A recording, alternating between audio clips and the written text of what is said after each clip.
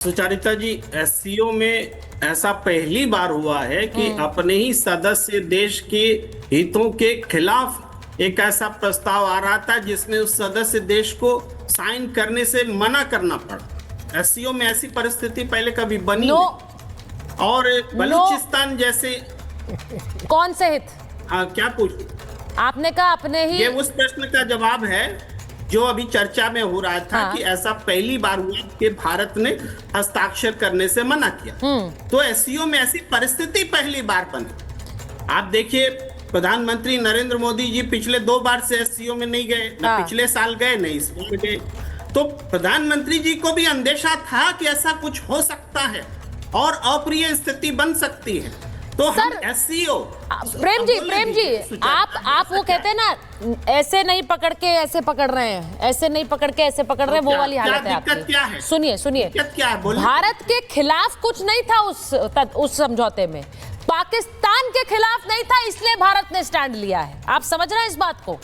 भारत के खिलाफ नहीं था, लेकिन पाकिस्तान के खिलाफ होना चाहिए था, आतंकवाद के खिलाफ होना चाहिए था, आतंकवाद के खिलाफ स्टैंड होना चाहिए था। मैं तो बिल्कुल सही पकड़ रही हूँ, आप मुझे बताइए। मुझे बोलने के लिए कहा गया। बोलिए। मैं नहीं कहा सर बोलने के लिए, बोलिए ना प्लीज। एम्बेसडर आ रही है, उसके बाद बात बोलूंगा ना।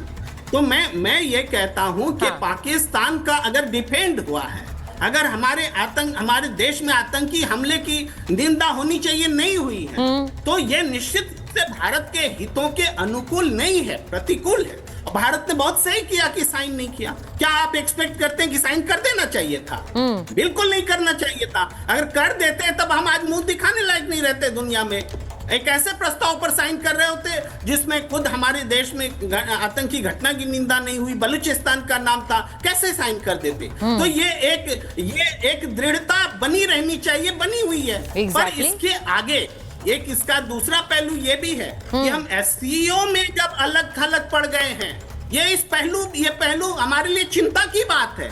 एससीओ में हम अलग थलग पड़ गए हैं, ये साबित हो रही है इस घटना से। ये हमारी विदेश नीति के लिए भी चिंता की बात है। ऐसी स्थिति क्यों बनी कि भारत को साइन करने से रोकना पड़ा? ये इस प्रश्न का जवाब मैं चाहूंगा कि ठीक है, आपने सवाल पूछा है, मैं शाजिया जी के पास जाऊं उससे पहले एम्बेसडर से पूछ लेती हूँ। आप ये कह रहे हैं हम अलग थलग पड़ गए हैं। मैं एम्बेसडर मैं चाह रही हूँ डायरेक्ट जवाब आप इसका दें। इनका कहना यह है कि हम अलग थलग पड़ गए विश्व मंच पर। जी बिल्कुल अलग थलग नहीं पड़े हैं। मेरे विचार से पूरा विश्व भारत के साथ सहयोग करना चाहता है। हाँ। देखिए, अगर हम अलग थलग पड़ गए होते तो फिर आपको G7 में क्यों इनवाइट किया जाता? और वहां पर कि जब भारत के और कनाडा के रिश्ते संबंध जो उन्होंने खराब किए हैं सितंबर 2023 से, और उनसे उनके जो प्रधानमंत्री हैं, नवनिर्वाचित प्रधानमंत्री मार्क कार्ने से पूछा गया, जो आप क्यों उनको भारत के प्रधानमंत्री को आप क्यों न्योता दे रहे हैं, क्यों निमंत्रित कर रहे हैं?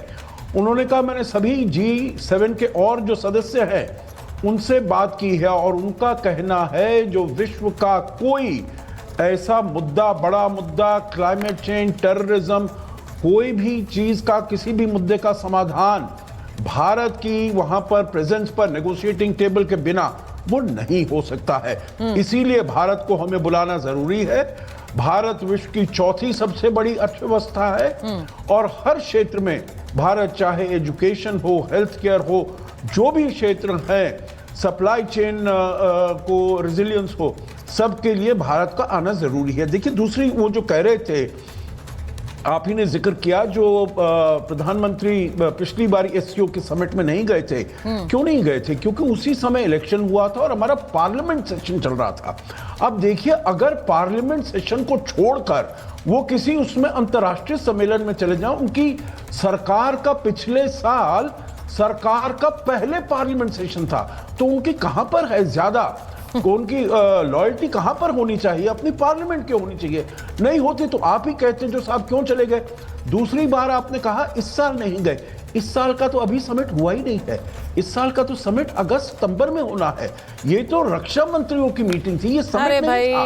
तो इसीलिए आप देखिए, आप अपनी जो इंफॉर्मेशन है ना उसको थोड़ा पूरा करिए, उसको थोड़ा जो कंप्लीट करिए। एम्बेसडर सज्जनर, आपने गलत कर दिया सर। आपने तो भाई प्रेम जी, आप क्या सवाल पूछने गए थे, अब देखिए जवाब आपको क्या मिला है। उन्होंने पूरी, अब आपके सामने पूरी आपके सवाल को, एक होता है ना जवाब देना, एक होता है डाइसेक्ट करके पूरा खोल के रख दिया। अब वो क्यों नहीं गए ये भी सुन लिया, पिछली बार क्यों नहीं गए ये भी सुन लिया, अब और क्या क्या सुनेंगे आप एम्बेसडर से। उन्होंने जो फॉरेन कहते हैं ना, जो काम उसी को साझे, इसीलिए एम्बेसडर आपको पूरी तरह समझा रहे हैं कि क्यों प्रधानमंत्री नहीं गए, क्यों इस बार इस बार जो बैठक थी उसमें नहीं गए। अच्छा सुनिए मेरी बात, मैं सिर्फ इस बात को इसलिए समझना चाह रही हूँ क्योंकि प्रेम जी बोलने का दे रहे, आप ही तो बोल रहे हैं, आप ही का तो सवाल लिया मैंने एम्बेसडर से, और किसका सवाल लिया। हाँ कर्नल सिंह, सवाल तो सर आपने ही पूछा, कोई ना कोई जवाब तो देगा ना। अरे सर एक्चुअली एक बात रखना चाहता हूँ, दीजिए रखने मुझे। अरे भाई तो फैक्चुअली आप सवाल भी तो पूछिए, सवाल भी आप ऐसा पूछ रहे हैं जिस अब मैंने वहाँ पर कहा परखच्चे उड़ा दिए पाकिस्तान के भारत नाम पर, आपने यहाँ पर और सवालों के भी परखच्चे उड़ रहे हैं। हमसे पूछेंगे भी नहीं, आपने हम पर तोहमत लगा दी, हमसे पूछेंगे। आप पूछिए ना, मैं पूछिए नहीं, मैं तोहमत हटाइए, मौका आपका, हटाइए तोहमत। मैं कह रहा हूँ, अशोक सज्जनहार जी ने कहा कि संसद का सम्मान प्रधानमंत्री को करना चाहिए और संसद चल रहा होता है तो उनको देश में रहना चाहिए। बहुत सही बात है। क्या नरेंद्र मोदी जी ने इस भावना का के अलग जाकर के संसद के चलते हुए विदेश यात्राएं नहीं की है? बताएं अशोक सज्जनहार जी, नहीं की है, लेकिन एससीओ में जाने में वो कह रहे हैं चल रहा था।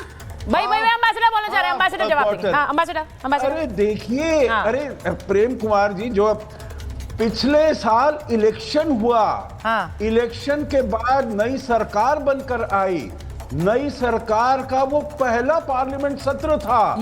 नॉर्मल पार्लियामेंट चलता रहे, कोई बात नहीं है, प्रधानमंत्री जरूर जाएंगे, जाते रहेंगे, ये भी बाहर जाकर उनको देश के ही हितों को आगे ले जाना ये भी बड़ा गजब है। पर वो इलेक्शन के बाद पहला सत्र था, उसमें वो उनका आना बिल्कुल जरूरी था। जॉइंट सेशन में आपकी राष्ट्रपति वहां पर जॉइंट सेशन में अपना वो एड्रेस देंगी, उसके समय वो थोड़ी बाहर जा सकते हैं। अब मैं ये चीज सवाल लेकर जरा शाहजी जी के पास जा रही। शाहजी जी, ये बड़ा गजब है कि यहाँ इस बात से दिक्कत नहीं। विवेक जी आइए, आप भी आइए, आप क्यों पीछे रह जाएंगे, आपकी तो बात सुनने में मजा आता है। आइए विवेक जी और शाहजिया जी को स्क्रीन पर रखिए। भाई मैं ये शाहजिया जी आपसे पूछ रही हूँ, इस बात में दिलचस्पी नहीं है कि राजनाथ सिंह ने वहां पर हस्ताक्षर नहीं किए, भारत का बड़ा क्लियर स्टैंड वहां पर पेश किया, इस बात में दिलचस्पी है कि प्रधानमंत्री क्यों नहीं गए, वो बच रहे हैं, वो नहीं जा रहे हैं, बताइए।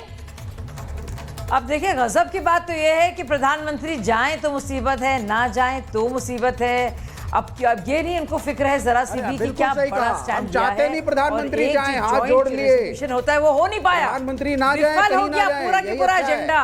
लेकिन ये देख नहीं सकते बेचारे, इतने परेशान हैं। और सुनिए, ये है कि वो क्यों नहीं थे।